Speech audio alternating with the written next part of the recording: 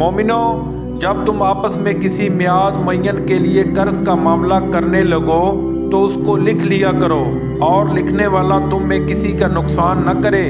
بلکہ انصاف سے لکھے۔ نیز لکھنے والا جیسا اسے اللہ نے سکھایا ہے لکھنے سے انکار بھی نہ کرے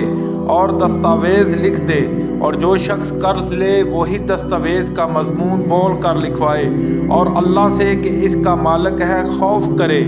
اور زر قرض میں سے کچھ کم نہ لکھوائے۔ اور اگر قرض لینے والا بے عقل یا ضعیف ہو یا مضمون لکھوانے کی قابلیت نہ رکھتا ہو تو جو آس ولی ہو وہ انصاف کے ساتھ مضمون لکھوائے، اور اپنے میں سے 2 مردوں کو ایسے معاملے کے گواہ کر لیا کرو، اور اگر 2 مرد نہ ہوں تو 1 مرد اور 2 عورتیں جن کو تم گواہ پسند کرو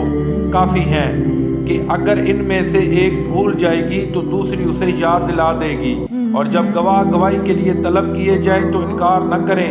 اور قرض تھوڑا ہو یا بہت اس کی دستاویز کے لکھنے لکھانے میں قائلی نہ کرنا۔ یہ بات اللہ کے نزدیک نہایت قرین انصاف ہے، اور شہادت کے لیے بھی یہ بہت درست طریقہ ہے، اس سے تمہیں کسی طرح کا شک و شبہ نہیں پڑے گا۔ ہاں، اگر سودا دست بدست ہو جو تم آپس میں لیتے دیتے ہو تو اگر ایسے معاملے کی دستاویز نہ لکھو تو تم پر کچھ گناہ نہیں، اور جب خرید و فروخت کیا کرو تو بھی گواہ کر لیا کرو،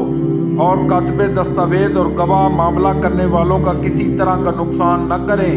اگر تم لوگ ایسا کرو تو یہ تمہارے لیے گناہ کی بات ہے، اور اللہ سے ڈرو اور دیکھو کہ وہ تم کو کیسی مفید باتیں سکھاتا ہے، اور اللہ ہر چیز سے واقف ہے۔ اور اگر تم سفر پر ہو اور دستاویز لکھنے والا مل نہ سکے تو کوئی چیز رہن با قبضہ رکھ کر قرض لے لو، اور اگر کوئی کسی کو امین سمجھے یعنی رہن کے بغیر قرض دے دے تو ایماندار کو چاہیے کہ صاحب امانت کی امانت ادا کر دے،